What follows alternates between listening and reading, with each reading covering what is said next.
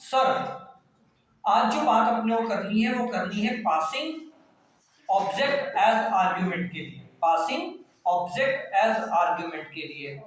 उस क्वेश्चन को मैं कंप्लीट करूं उसके पहले एक छोटी सी चीज, आपको याद होगा अपन लोगों ने एक्चुअल आर्ग्यूमेंट और फॉर्मल आर्ग्यूमेंट पढ़े थे फंक्शन में, राइट है?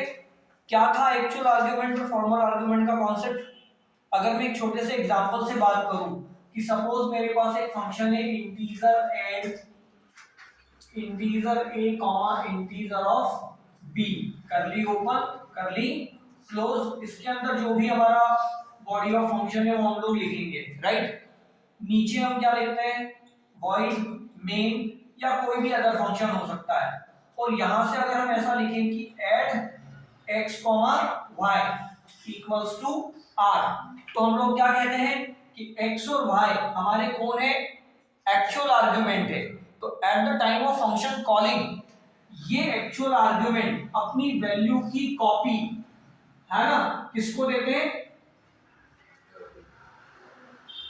कॉपी ऑफ वैल्यू किसको देते हैं, फॉर्मल आर्ग्यूमेंट को। किसको देते हैं, फॉर्मल आर्ग्यूमेंट को। याद है, यानी कि इन दोनों की जो भी वैल्यू है उस वैल्यू की कॉपी किसको मिलेगी, ए और बी को मिलेगी। और उसमें भी अगर हम कॉल बाय वैल्यू में है, राइट, तो हम क्या बोलते हैं कि इनमें किया गया चेंज एक्चुअल आर्ग्यूमेंट को रिफ्लेक्ट नहीं करेगा। ये बात याद है, ठीक है?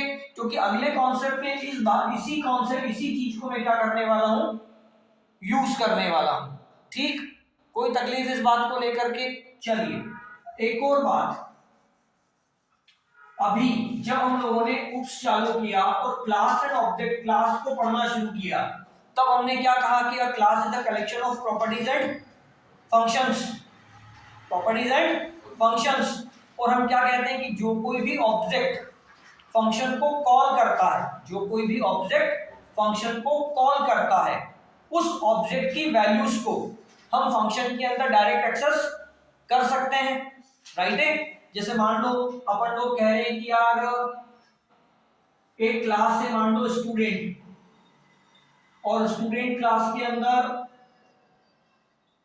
Roll number, physics, chemistry, maths 3 instance member है। और मान लो मैंने एक फंक्शन बनाया रीड, और अगर मैं रीड फंक्शन को s1 ऑब्जेक्ट से कॉल कर रहा हूं कि s1 डॉट रीड, और ये s1 ऑब्जेक्ट यहां पर है, तो इसका मतलब जब मैं s1 से रीड को कॉल करूंगा तो रीड के अंदर मैं रोल नंबर को, फिजिक्स को, केमिस्ट्री को और मैथ्स को एक्सेस करूंगा। किसके, S1 के, राइट? यानी कि जो ऑब्जेक्ट किसको कॉल करता है, फंक्शन को कॉल करता है, जैसे S1 ने रीड फंक्शन को कॉल किया, तो S1 के जितने भी इंस्टेंस मेंबर हैं वो मैं रीड के अंदर डायरेक्ट क्या कर सकता हूं, एक्सेस कर सकता हूं। और मैं वहां पर उनमें जो भी मैनिपुलेशन करूंगा वो मैनिपुलेशन भी उनमें डायरेक्ट हो जाएंगे। उसके लिए मुझे एडिशनल कोई और काम करने की आवश्यकता नहीं है। क्या ये चीज हम सबकी क्लियर है? ये दो बातें, एक कॉल बाय वैल्यू, दूसरा when we call function with the help of object. तो जो ऑब्जेक्ट फंक्शन को कॉल कर रहा है उस ऑब्जेक्ट की सभी इंस्टेंस मेंबर है ना, हम उस पर्टिकुलर फंक्शन के अंदर क्या कर सकते हैं, एक्सेस कर सकते हैं। क्या इस बात को लेकर के इस चीज को कोई प्रॉब्लम है? नहीं। चलिए ठीक है, अब हम आते हैं हमारे कल वाले क्वेश्चन पर जो हमने आपसे कहा था कि हम आज बनाने वाले हैं। हमने क्या कहा था, हमें एक फंक्शन एक प्रोग्राम बनाना है जिसमें हम दो डेट्स इनपुट करवाएंगे, एक करंट डेट और एक बर्थ डेट। और हम करंट डेट में से बर्थ डेट को माइनस करते हुए है ना एज बताएंगे in a term of year, month and day, in a term of year, month and day. Clear? ये हमारा क्वेश्चन है। तो चलो इसके लिए सबसे पहले मुझे एक बात बताओ, अगर आपको डेट इनपुट करवानी है तो एक डेट में कितने इंस्टेंस मेंबर लूं मैं डेट इनपुट करवाने के लिए? 3, डे, मंथ और ईयर। तो सपोज अगर मैं ऐसा बोलूं कि मेरे पास एक डेट नाम की क्या है, क्लास है। इस डेट क्लास में डे, मंथ और ईयर तीन क्या है, इंस्टेंस मेंबर है ना। और क्लास का नाम क्या रख देता हूं मैं, डे। अब मान लो अगर मैं इसके दो ऑब्जेक्ट बनाऊं, एक करंट डेट और एक बर्थ डेट, तो करंट डेट की डे, करंट डेट का मंथ और करंट डेट की ईयर, करंट बर्थ डेट का डे, बर्थ डेट का मंथ और बर्थ डेट का ईयर यहां लिख सकता हूं। अच्छा, मैंने यहां पर एक मेथड बनाई, मान लो सेट डेट। इस मेथड का यूज मैं करूंगा डे, मंथ और ईयर में वैल्यू इनपुट करने के लिए। क्या करने के लिए, वैल्यू इनपुट करने के लिए। एक में मैंने बना दिया शो डेट। इस फंक्शन का मैं यूज करूंगा किसके लिए, डेट को डिस्प्ले करने के लिए, राइट। लेकिन मुझे एक बात बताओ कि जब मैं सीडी की डेट इंपुट करवाऊंगा तो क्या उस वक्त मुझे बीडी की डेट की आवश्यकता है, नहीं। जब मैं शो डेट करवाऊंगा तो सीडी की डेट अगर शो करवा रहा हूं तो क्या उसमें बीडी का कोई पार्टिसिपेशन, या बीडी की डेट इंपुट करवा रहा हूं तो सीडी का कोई पार्टिसिपेशन नहीं। लेकिन मुझे एज निकालनी है, तो मान लो एक फंक्शन बनाया एज कैलसी। अब एज कैलसी अगर मैं कॉल करता हूं मान लो सीडी के लिए, तो बीडी की जरूरत पड़ेगी कि नहीं पड़ेगी, पड़ेगी। और बीडी कर ले तो सीडी की जरूरत पड़ेगी कि नहीं पड़ेगी, पड़ेगी। क्योंकि दोनों डेट्स जब तक उस फंक्शन के पास नहीं आएगी तब तक वो फंक्शन एज कैलकुलेट नहीं कर सकता। तो यहीं से हमारा कॉन्सेप्ट निकल के आता है कि भाई अभी तक तो हम एक ऑब्जेक्ट से एक फंक्शन को कॉल कर रहे थे और फंक्शन केवल उसी ऑब्जेक्ट की प्रॉपर्टीज को इंप्लीमेंट कर रहा था। लेकिन अब हमें क्या करना है, एक ऑब्जेक्ट जब फंक्शन को कॉल करे तो हमें उसके साथ दूसरे ऑब्जेक्ट की भी प्रॉपर्टीज कहां चाहिए, उस फंक्शन में चाहिए। और बस यही हमारा कॉन्सेप्ट है कि हम उस दूसरे ऑब्जेक्ट को, उस फंक्शन को एज अ आर्ग्यूमेंट क्या कर देंगे, पास कर देंगे। क्लियर। तो चलो देखो जरा हम इसको क्या करके देखते हैं, बना करके देखते हैं, है ना। चलिए इसके लिए मैं सबसे पहले क्या लिखूं, क्लास डेट। डेट नाम की मैंने क्या ली, क्लास ली, है ना। इसके अंदर लिखा प्राइवेट, क्या लिखा, प्राइवेट इंटीजर डे, मंथ और ईयर, तीन क्या ले लिए, वेरिएबल्स ले लिए। कौन कौन से, डे, मंथ और ईयर। चलो फिर आया पब्लिक, यहां लिखा void set date. Set date function लिया, कर ली, ओपन किया और कहा कि ये सी इन कर लेगा किसको, डे को, मंथ को और ईयर को। ठीक सर, ये कर ली, क्लोज। फिर मैं आया, फिर मैंने लिखा वॉइड शो डेट और मैंने कहा यहां पर मैं सी आउट करवा दूं कि भाई ये डे, फिर एक डैश प्रिंट हो जाए बीच में, फिर मंथ, फिर एक डैश प्रिंट हो जाए बीच में और फिर ईयर प्रिंट हो जाए। ये मेरा शो डेट फंक्शन भी बन गया। अब मुझे बनाना है कौन सा, एज कैलसी। सर क्या अब ये टेबल आपके दिमाग में रहेगी, इसको मैं मिटा दूं, मुझे बोर्ड की जरूरत है ना। ये टेबल दिमाग में रहेगा ना आप सब लोगों को, है ना। तो चलो मैं इसको मिटा दे रहा हूं। हाँ जी, हाँ कोई बात नहीं, आप ले लीजिए। ठीक है, हटा दूं। अब देखो जरा, अब मैंने यहां लिखा कि मैं एक फंक्शन और बनाने वाला हूं, यानी कि मैं यहां से ऊपर की तरफ जा रहा हूं इसी में एक और फंक्शन बनाने, वॉइड एज कैलसी। अब एज कैलसी को मैंने क्या कहा कि ये मुझसे डेट टाइप का ही एक ऑब्जेक्ट टेम्प क्या करेगा, एक्सेप्ट करेगा। देखो अभी तक मेरे ये पैरेंथेसिस खाली थे, मतलब मैंने इसमें कोई भी आर्ग्यूमेंट सेंड नहीं किया था। अब मैं डेट क्लास में एज कैलसी फंक्शन में डेट टाइप का ही एक ऑब्जेक्ट क्या कर रहा हूं, सेंड कर रहा हूं। किस टाइप का ही, डेट टाइप का ही एक ऑब्जेक्ट क्या कर रहा हूं, सेंड कर रहा हूं। ठीक है, अब सर यहां देखो करली ओपन है ना, ये मैंने लिखा integer, date difference, month difference और ईयर डिफरेंस। ये मैंने तीन क्या लिए, वेरिएबल लिए।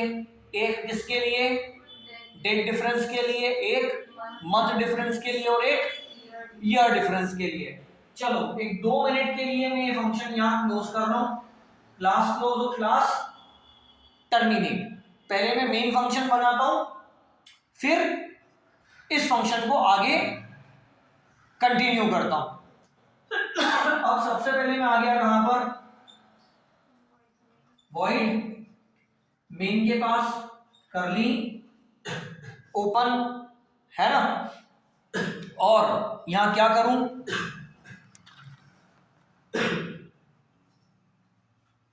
ये मैंने डेट क्लास का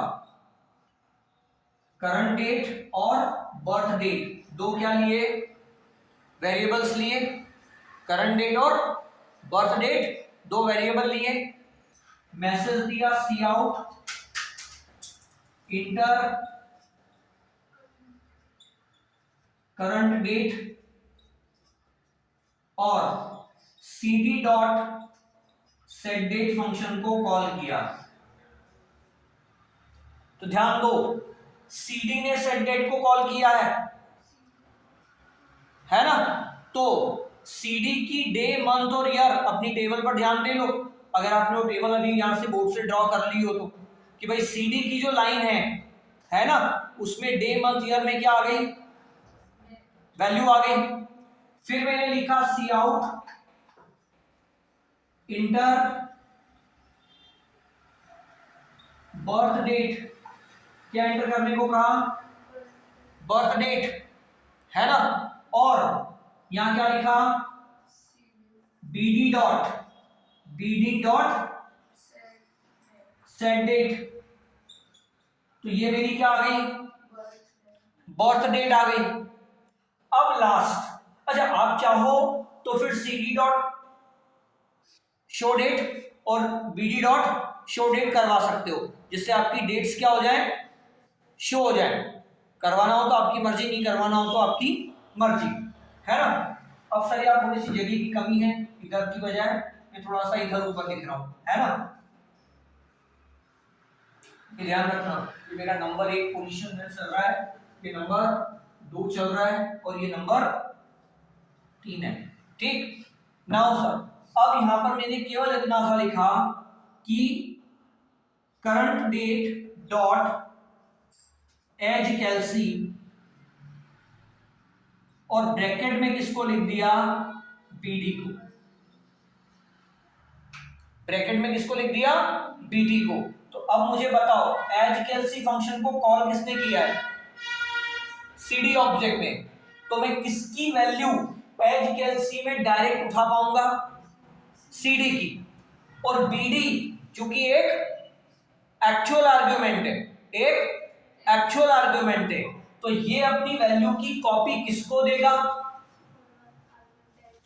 टेम्प को, फॉर्मल आर्ग्यूमेंट टेम्प को।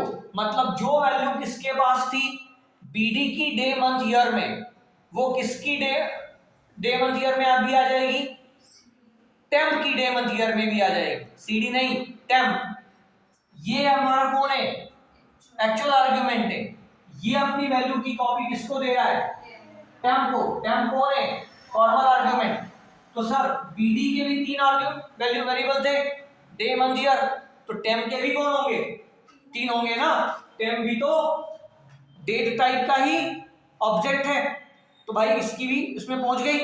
तो अब आराम से अपना काम कर लो, आ जाओ यहाँ पर, ये फंक्शन क्लोज, मेरा काम यहाँ पर खत्म। अब यहाँ शुरू, सबसे पहले मैंने क्या कहा, year difference equals to y minus temp dot y। Sir कितने लोगों को ये लाइन समझ में आ गई? किसके भाई में से कौन सा भाई माइनस हुआ? यस, CD के ईयर में से बर्थ डेट का ईयर माइनस हो गया। भाई फिर बोल रहा हूं, एज कैलसी को कॉल किसने कर रखा है? CD ने। जो ऑब्जेक्ट फंक्शन को कॉल करता है उस ऑब्जेक्ट की प्रॉपर्टीज उस फंक्शन में मैं डायरेक्ट एक्सेस करता हूं, इसलिए मुझे यहां इस ईयर को एक्सेस करने के लिए आगे ऑब्जेक्ट नहीं लगाना पड़ा, है ना। जैसे यहां पर जब CD ने सेट डेट को कॉल किया था तो मैं क्या बोल रहा था कि CD की डे मंथ ईयर में वैल्यू जाएगी, तो ऐसे ही CD ने HLC को कॉल किया तो यहां मुझे वैल्यू किसकी मिलेगी? CD की। और BD ने अपनी वैल्यू की कॉपी किसको दी थी? टेम्प को। तो y minus temp dot y। फिर लिखूं month difference equals to m minus temp dot m। तो ये क्या आ गया? मंथ डिफरेंस आ गया। बट मंथ डिफरेंस में अब एक समस्या है कि मंथ डिफरेंस नेगेटिव आ सकता है। सोचो भाई, अभी ये महीना 8वां चल रहा है और मान लो जो बंदा पैदा हुआ वो 11वें महीने में पैदा हुआ था, तो महीना किस में आएगा? नेगेटिव आएगा। तो सर यहां हम कंडीशन लगाएंगे कि इफ अगर मंथ डिफरेंस लेस और इक्वल 0 है, लेस और इक्वल 0 है, तो उस कंडीशन में क्या होगा? ईयर डिफरेंस माइनस माइनस, अभी साल कंप्लीट नहीं हुआ क्योंकि महीना किस में था? नेगेटिव में था। और month difference equals to 12 plus month difference. भाई मान लो यहां -3 महीना आया तो 12 प्लस -3 मतलब कितना हो गया? 9। मतलब अभी उसका 1 साल कंप्लीट हुआ तो 1 साल कम कर दिया और 9वां महीना चल रहा है, राइट। और ये कर ली क्लोज। फिर इधर क्या कह दूं? Date difference equals to d minus temp dot d। और सर यही कहानी जो मंथ के साथ हुई वो किसके साथ भी हो सकती है? तो सर यहां क्या लिखूं कि if date difference is less और इक्वल कितना? 0, then curly open, then month difference minus minus और date difference equals to 30 plus date difference. और ये कर ली क्लोज। और यहां पर मैं सी आउट करवा दूं किसको? डेट डिफरेंस को फॉरवर्ड स्लैश टैब, फिर मंथ डिफरेंस को फॉरवर्ड स्लैश टैब और ईयर डिफरेंस को। और ये बात खत्म और ये आपका क्वेश्चन हो गया। ये क्वेश्चन जब आप कंपाइल करेंगे, रन करेंगे, तो जो भी आप करंट डेट और बर्थ डेट देंगे उसको कैलकुलेट करके वो आपको क्या दे देगा?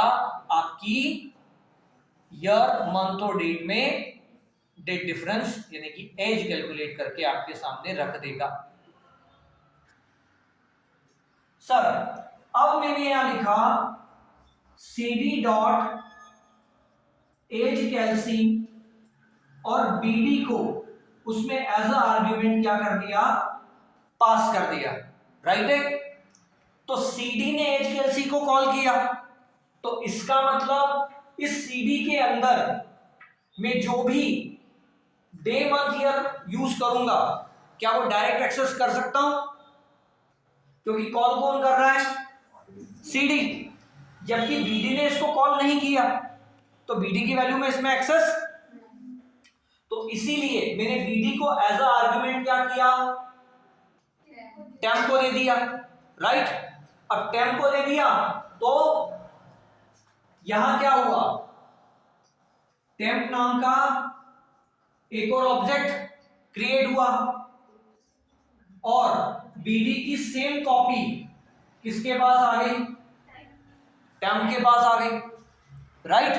अब जब ये सेम कॉपी किसके पास आ गई, टेम्प के पास, और आपने क्या लिखा कि भाई y माइनस, तो y मतलब कौन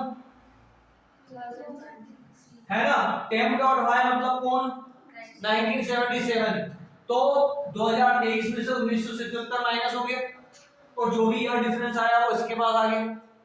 फिर मंथ डिफरेंस में आया तो m माइनस, तो m किसका है ना -4 है ना, तो करंट ये माइनस हुआ, मंथ डिफरेंस आ गया। अब ये मंथ डिफरेंस ऑब्वियस तौर पर नेगेटिव नहीं आया है, तो इस स्टेटमेंट में मैं नहीं जाऊंगा, मैं डायरेक्टली नीचे आया। अब d माइनस, d मतलब कौन 15 माइनस 18 कितने बचे सर, -3 आया तो इस कंडीशन में आऊं तो मंथ डिफरेंस माइनस माइनस, तो जो भी मंथ आया था वो 1 से कम हो गया और 30 प्लस डेट डिफरेंस होकर के डेट डिफरेंस आ गया, और ये मैंने डिफरेंस दिखा दिया कि इतनी डेट डिफरेंस है, इतनी मंथ डिफरेंस है और इतनी ईयर डिफरेंस है। मंथ डिफरेंस -3 आया तो वापस माइनस तो प्लस 12 प्लस -3, तो 12 प्लस -3 मतलब कितना 8, तो कितना आएगा 8वां महीना। ठीक है सर, तो ये लीजिए, ये आपका क्वेश्चन कंप्लीट हुआ।